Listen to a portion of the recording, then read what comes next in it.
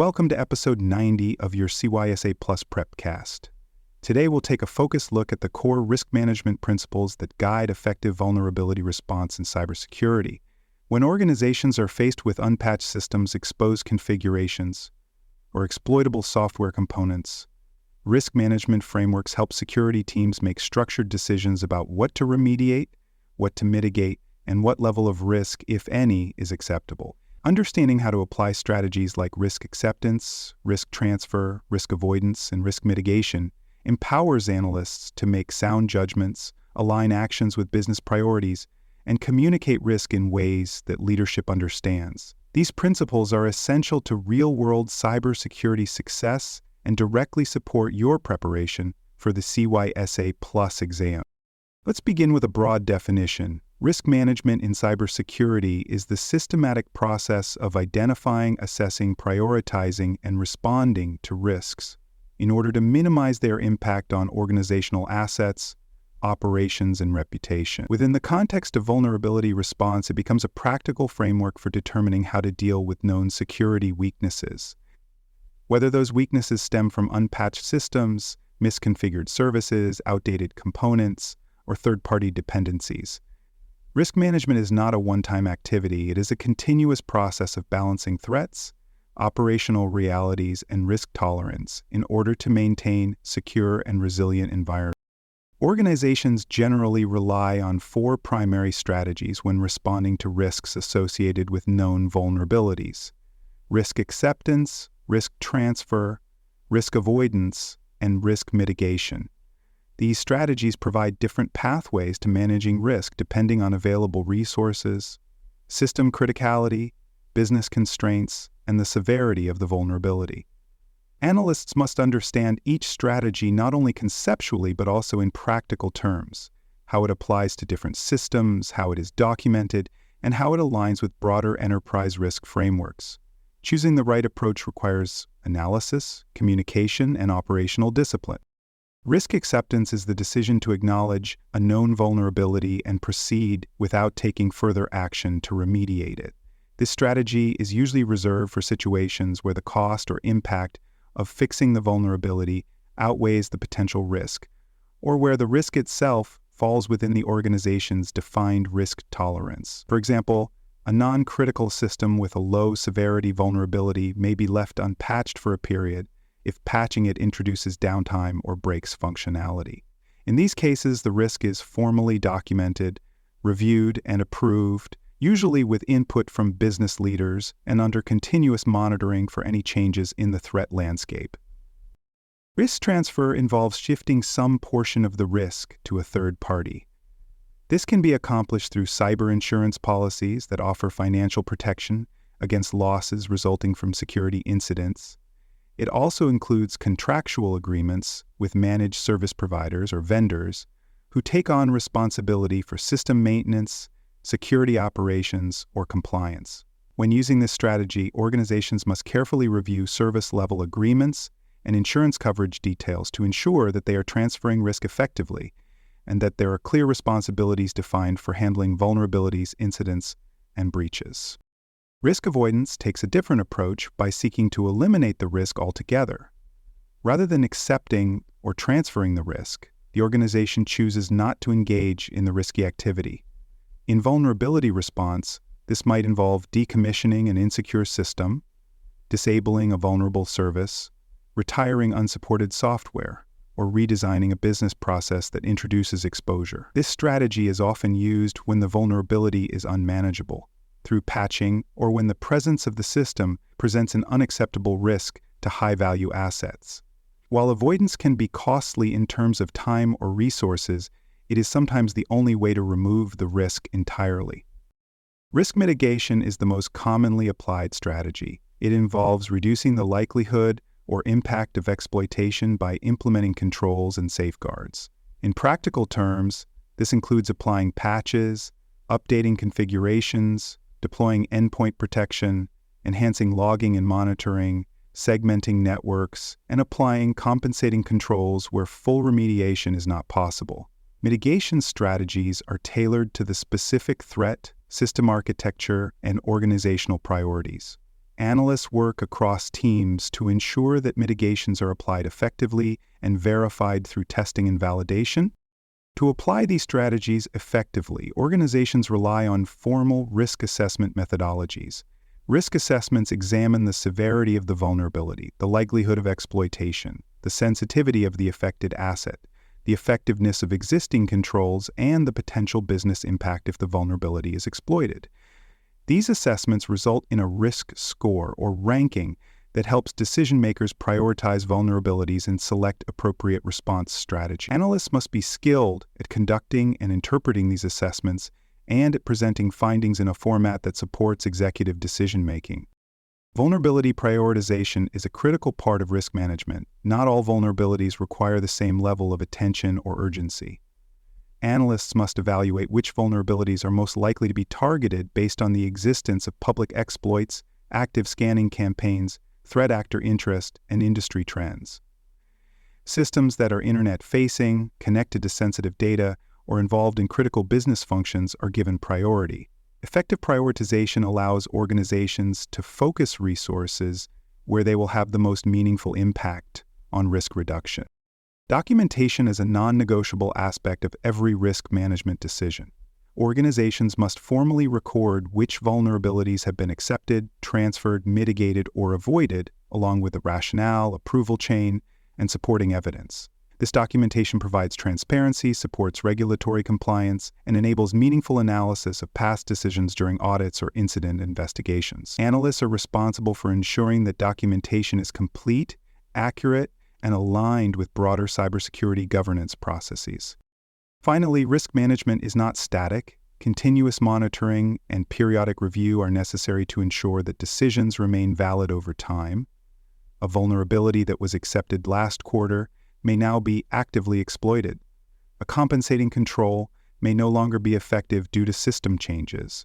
A vendor's service level agreement may be renegotiated, altering the risk transfer profile. Analysts must regularly reassess vulnerabilities, review response strategies, and incorporate lessons learned from incidents and security assessments to keep the organization's risk posture current and responsive to emerging threats. For more cyber-related content and books, please check out cyberauthor.me. Also, there are more security courses on cybersecurity and more at baremetalcyber.com. Applying risk management principles effectively requires well-defined operational procedures, clear governance, and consistent collaboration across teams. For risk acceptance, organizations must ensure that every accepted vulnerability is accompanied by formal documentation and executive-level approval. This documentation should include the asset involved, the vulnerability identifier, the justification for accepting the risk, compensating controls in place, any monitoring activities implemented, and a timeline for review. Risk acceptance is never a permanent decision. It must be revisited regularly to determine whether the risk has changed or if remediation has become feasible. Risk transfer strategies must be implemented with precision and careful contractual planning. When working with third parties such as managed service providers or cloud hosting vendors, organizations must establish clear security responsibilities within service-level agreements. These agreements must define who is accountable for identifying, reporting, and remediating vulnerabilities. Additionally, cyber insurance policies must be scrutinized to ensure they cover the types of incidents the organization is most likely to encounter. Analysts work with procurement, legal teams, and executive leadership to ensure that risk transfer mechanisms are clearly understood and effectively enforced. Risk avoidance strategies often require significant operational or architectural changes. For instance, if a system cannot be secured and is no longer necessary to core business functions, decommissioning it may be the most responsible action. Similarly, if a business process depends on software that is no longer supported or inherently insecure, the organization may need to redesign workflows, implement newer platforms, or migrate to more secure cloud-based services. These decisions require collaboration across IT, business, and compliance teams to balance security needs with business continuity. Risk mitigation remains the most common and practical strategy for day-to-day vulnerability response. It encompasses a wide variety of technical and administrative actions aimed at reducing the likelihood or impact of an exploit. Mitigation might include rapid patch deployment, system reconfiguration, deployment of endpoint detection tools, enhanced logging, user behavior analytics, or stronger access control mechanisms. Analysts are responsible for ensuring that mitigation efforts are executed promptly and tracked to completion. Mitigation is often an iterative process involving planning, testing, implementation, and follow-up validation. Risk assessments must be integrated into the organization's broader cybersecurity and risk management programs. They serve as the foundation for policy development, control implementation, incident response planning, and budget allocation. For example, vulnerabilities that consistently score high on risk assessments may justify increased investment in automation tools, network segmentation solutions, or third-party risk monitoring. Analysts ensure that vulnerability risk assessments are not treated in isolation, but rather as inputs into larger risk governance efforts that shape organizational resilience. Communication is a vital component of successful risk management. Security teams must clearly articulate risk decisions to system owners, business units, executive leadership, and compliance officers. Whether a vulnerability is being accepted, transferred, mitigated, or avoided, the rationale must be understood by all affected parties. This transparency not only ensures alignment, but also builds trust across the organization. It ensures that leadership is not blindsided by risks that were quietly accepted or transferred without proper consideration. Analysts use dashboards, reports, briefings, and risk registers to maintain this visibility. Continuous improvement in risk management is driven by regular evaluations of how vulnerabilities were handled in past scenarios. Post-incident reviews, audit findings, red team exercises, and retrospective analyses all provide insights into what worked and what did not. Did accepted risks result in compromise? Were transferred risks fully covered by the provider or insurer? Did mitigation efforts actually reduce risk or simply shift it elsewhere? These evaluations allow analysts to refine their processes, update response playbooks, and enhance the maturity of the risk management program over time. Threat intelligence adds a dynamic dimension to vulnerability risk management.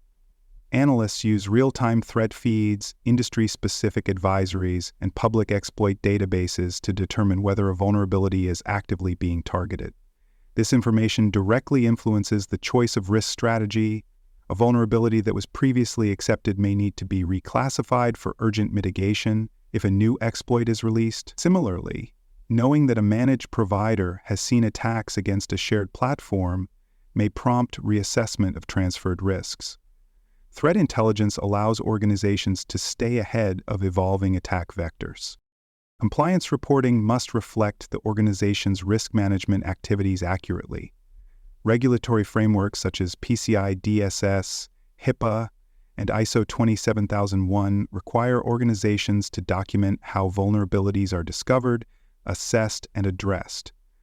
Auditors will expect to see detailed records of accepted risks, mitigation timelines, avoidance decisions, and transfer agreements. Analysts ensure that reporting is consistent, thorough, and aligned with compliance expectations. Documentation supports both internal accountability and external validation of the organization's security posture. Ongoing training ensures that all stakeholders understand how to apply risk management principles to vulnerability response. Analysts, system administrators, developers, and even executive leaders should be familiar with how vulnerabilities are assessed, what constitutes acceptable risk, and how response strategies are implemented. Training programs should include scenario-based learning, tabletop exercises, and updates on changing regulatory requirements. This shared understanding strengthens the organization's ability to respond effectively, prioritize correctly, and communicate risk clearly at all levels. To conclude Episode 90 East, Mastering Risk Management Principles, acceptance, transfer, avoidance, and mitigation is essential to managing cybersecurity vulnerabilities effectively. These strategies enable analysts to make informed, defensible decisions that align with business goals, regulatory obligations, and evolving threat landscapes. A mature risk management process includes formal assessments, strategic prioritization, detailed documentation, continuous monitoring, threat-informed updates, and organization-wide communication. These principles not only support your CySA Plus exam readiness, but also elevate your role as a cybersecurity analyst capable of shaping risk-aware, secure enterprise environments. Thanks for listening. To learn more about cybersecurity, please visit baremetalcyber.com. There you will find best-selling books, videos, and even more free cybersecurity training courses. Please subscribe to the Prepcast and our various podcasts. And thanks for listening.